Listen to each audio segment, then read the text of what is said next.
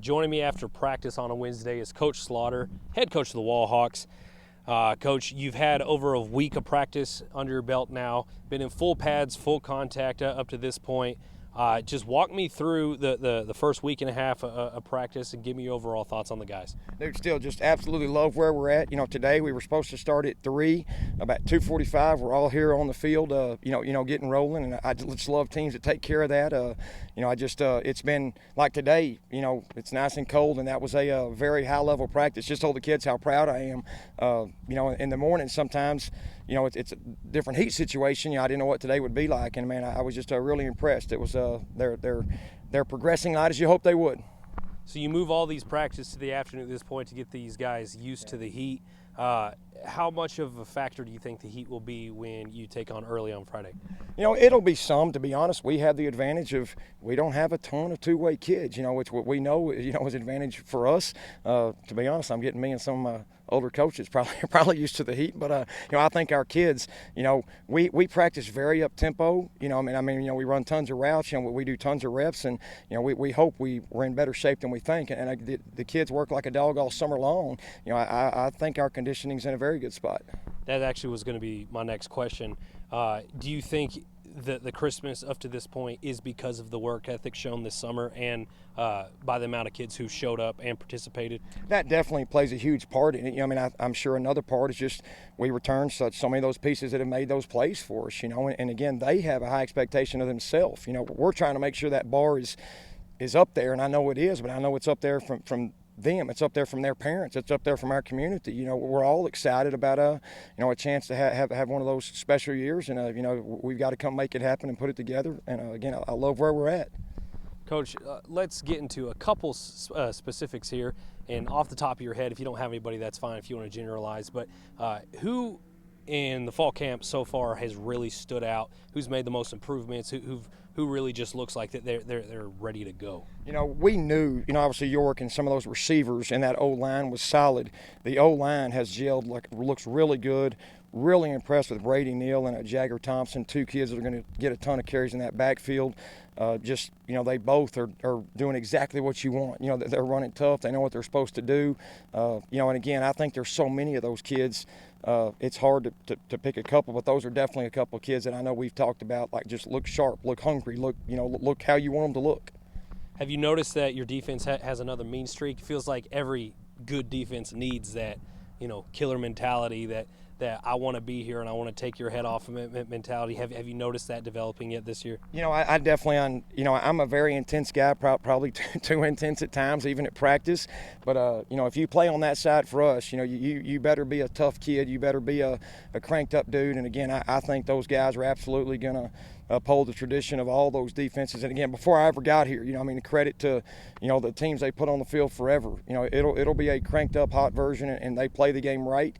They play it tough and aggressive, and they'll do their part, I know. And Coach, last year, not saying it was bad by any means, but the special teams were the one question mark at times, right? Had a couple question marks at kicker, got that figured out right before playoffs. Just talk to me how that has developed. Do y'all have a solid kicker?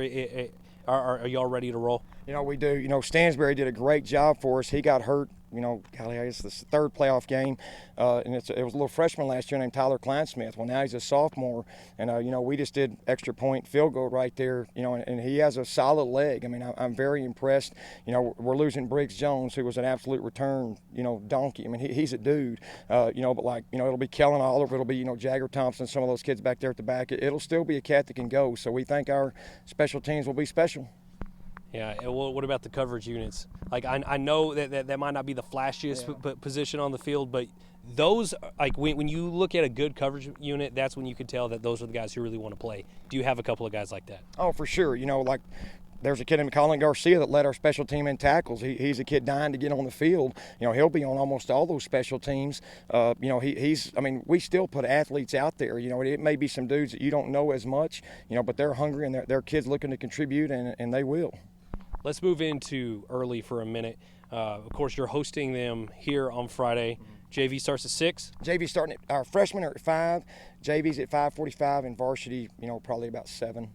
All right, so in that game, what do you expect, of course, from early? Let's just start there. What do you expect from early? You know, one, new coaching staff, so I'm sure those kids will be cranked up. You know, they've had a few kids, move in, which always helps. You know, I really think they'll get after some. And, I hope that we look sharp, but, you need to deal with adversity. You know, it may be a kid rolling an ankle and then the next piece is up. It may be just not clicking like you want, but I know here early in the season with that schedule, you'll deal with some adversity, and I'm assuming there'll be someone for, it's not just always, chunk plays. And, I want to see how the kids respond when it's maybe not clicking exactly like you want it to. And I know that it's not exactly going to be, firing on all cylinders, because I'm sure offense, defense, you're not going to show everything. Why would you, in a scrimmage? But what do you hope to accomplish as, on the offense and on the defense? One, stay healthy, get good work, stay healthy. We want no negative plays offensively. We were so good about that last year. No bad snaps, no quarterback sacks, stay on schedule. Because we know with our weapons, we're going to get our share of chunk plays, and I think we'll get those pretty much weekly. We have dudes that can give us those plays. Offensively, you want that clean pocket. Again, no negative plays, and defensively, we want to give up no chunk plays. We have dudes over there, and if you're going to cash one in on us, we want it to be a 13-play drive, where you had to execute that long, because again, our whole theory is we give you that many chances to stop yourself. We're looking for a holding penalty or a bad snap or something, and if we can get you behind the chains, we probably got you. All right, Coach. Well, I know everyone in this community is excited. I know all of San Angelo is actually excited too. So good luck on Friday, and let's see what y'all got. Let's do it. Go Hawks.